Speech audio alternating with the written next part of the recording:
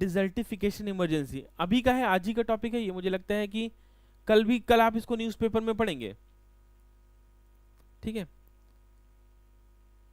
UNCCD full form बताओ जल्दी से, तब अब आगे शुरू करूंगा, नहीं तो ऐसा तो नहीं सो रहे हो पैनल में। यूएनसीसीडी का फुल फॉर्म क्या है, नंबर 1। नंबर 2 बताओ क्या ये लीगली बाइंडिंग ट्रीटी है कि नहीं। इन दोनों बातों का मतलब, यूएनसीसीडी का फुल फॉर्म क्या है, और अगर आपको फुल फॉर्म पता है तो ये भी बताइए कि क्या ये लीगली बाइंडिंग ट्रीटी है या नहीं।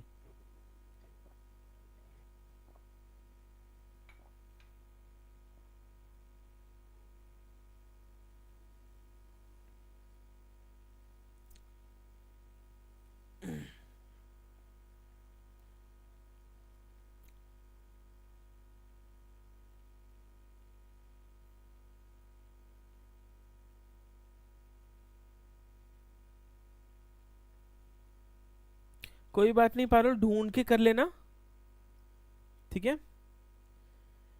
Very good. UN convention to combat desertification, और this is the legally binding treaty. तो दोनों क्वेश्चन प्रीलिम्स में पूछे जा सकते हैं, देखिए ध्यान से। पहला, यूएनसीसीडी क्या है, United Nation Convention to combat Desertification, and this is the legally binding framework, ठीक बात है। अब ये रिपोर्ट कॉप 16 यूएनसीसीडी रिपोर्ट जो लैंड डिग्रेडेशन पर आई है, वो ये साफ साफ कह रही है कि अर्जेंट क्राइसिस है लैंड डिग्रेडेशन का, ठीक है। इसका मतलब समझिए, अब यहां पे इंपॉर्टेंट क्या है कि लैंड डिग्रेडेशन क्या होता है, डिग्रेडेशन क्या होता है, इसका इंपैक्ट क्या है, कौन कौन से एरिया इससे इंपैक्ट हो रहे हैं, क्यों हो रहे हैं, ये सब महत्वपूर्ण हो जाता है। देखिए, land degradation now affects 15 million square kilometre area. जो अर्थ है, जिसपे जमीन है, सॉइल है, उसका 15 मिलियन स्क्वायर किलोमीटर का एरिया आज की डेट में डिग्रेड हो रहा है।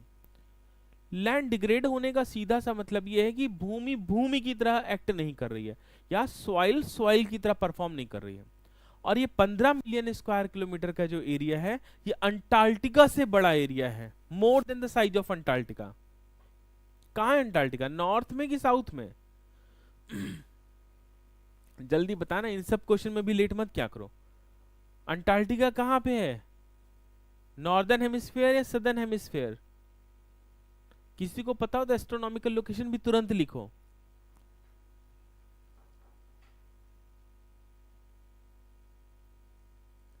South Pole safe soil campaign, ये क्या है यार? सेफ सॉइल कैंपेन चलाना पड़ेगा, मैंने कहा ना। देखो ध्यान से, अब ये समस्याएं एक देश की रही नहीं गई हैं। इस तरह की ट्रीटीज जो यूएनसीसीडी टाइप है, इसको पूरे देश में अप्लाई करना पड़ेगा आपको, तब आपको आनंद आएगा इसमें। चलिए नॉर्दर्न, अरे एकदम ही नशा करके बता रहे हैं कुछ लोग। दीपक ने बताया है कि नॉर्दर्न हेमिस्फेयर में है अंटार्कटिका, ठीक बात है भैया, बाकी सबके लिए सदर्न में है, इनके लिए नॉर्दर्न में है। बहुत सुंदर, ऐसे ही पढ़ेंगे तभी आगे जाएंगे आप। चलिए खैर, अब आगे बढ़ते हम लोग। तो रशिया के बराबर जो भूमि है वो क्या हो चुकी है, लैंड डिग्रेड हो चुकी है। और अभी जो रिपोर्ट में ऐड करते हैं कि इसमें 1 मिलियन स्क्वायर किलोमीटर क्या हुआ है, नया ऐड हुआ है, ठीक है। 1 मिलियन स्क्वायर किलोमीटर नया ऐड हुआ है, और लगभग 1.2 बिलियन दुनिया के जो सबसे गरीब हैं वो इससे डायरेक्टली अफेक्टेड हैं। आखिर क्यों हो रहा है इतना तेजी से लैंड डिग्रेडेशन, समझने की कोशिश करिए। सबसे पहला जो की फैक्टर है वो है डिफॉरेस्टेशन।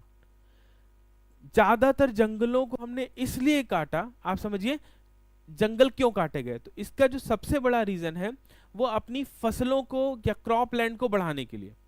90% जो जंगल कटे वो इसलिए कटे ताकि खेती योग्य भूमि ज्यादा विकसित किया जा सके। ज्यादा खेती, ज्यादा फर्टिलाइजर से ही डिग्रेडेशन स्टार्ट हो गया। दूसरा, अगला जो कारण है वो अर्बनाइजेशन। मैं आपको बताऊं, आप एक मिट्टी का मैदान देखे हुए आपको समय बीत चुका होगा, एक बड़ा मैदान आपने आखिरी बार मिट्टी का कब देखा था? जरा आंख बंद करके याद करिए। अगर आप शहरों में हैं तो हो सकता हो कि आपने महीनों भर पहले ना देखा हो।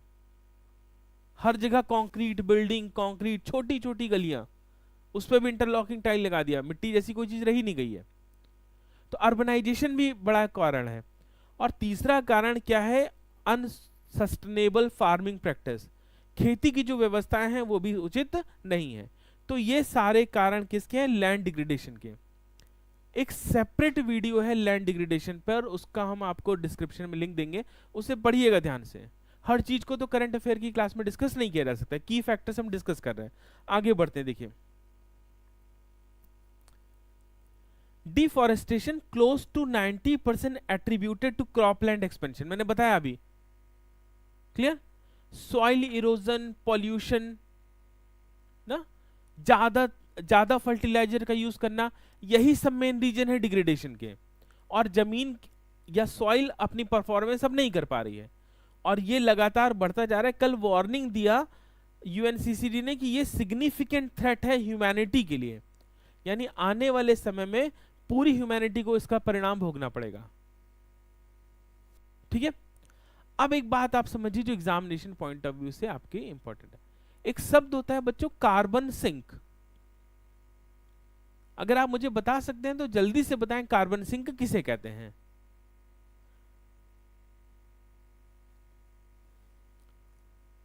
आलोक, आलोक बताइए, कार्बन सिंक किसे कहते हैं?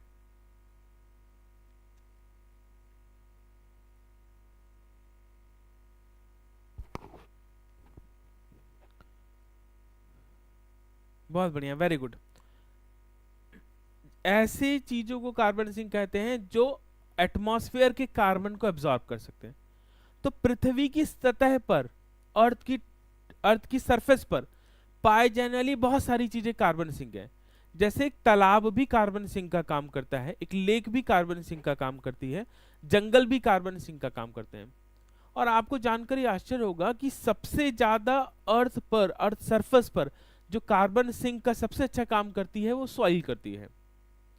ठीक बात है। तो सॉइल अपने अंदर बहुत सारा कार्बन होल्ड करके रखती है, और लगातार इस डिग्रेडेशन से क्या होगा कि उस सॉइल से कार्बन बाहर निकलेगा, कार्बन के साथ साथ नाइट्रस ऑक्साइड भी बाहर निकलेगा, और ये दोनों ही ग्रीन हाउस गैसेज हैं, ये सीधे सीधे ग्लोबल वार्मिंग कॉज करेंगी।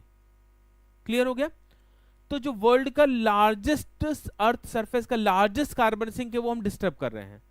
तो आने वाले समय में क्या होगा कि लगातार टेम्परेचर बढ़ना स्टार्ट हो जाएगा। क्लियर हो गया? दूसरा, इस लैंड डिग्रेडेशन में रिपोर्ट ने बताया कि जो पेड़ पौधे, ट्री, सॉइल है, उन्होंने लगभग अपनी कैपेसिटी का 20% कम एब्जॉर्ब करना स्टार्ट कर दिया है। ऐसे समझे, ये रिपोर्ट जो कल आई है वो बोल रही है कि जमीन, पेड़ पौधे, जंगल जितना कार्बन एब्जॉर्ब करते थे अब वो उससे 20% कम करने लगे हैं। यानी बहुत समय दूर नहीं है, आने वाले 50-60 सालों में आप इसके खतरे को साफ साफ देखेंगे। ठीक है। तो सेव सॉइल कैंपेन जिसने लिखा था, मिट्टी हमें बचानी ही पड़ेगी। इसी रिपोर्ट में बताया गया कि दुनिया के कुछ एरिया जो सबसे ज्यादा इफेक्टेड हैं, जैसे कि क्या, South Asia, North China and the high plain, California and United State, Mediterranean sea area, ये सब सबसे ज्यादा इफेक्टेड है। और अगर हम बात कहें तो इतना बड़ा एरिया अफ्रीका का भी अफेक्टेड है, तो कुछ एरिया अफेक्टेड भी हो रहा है।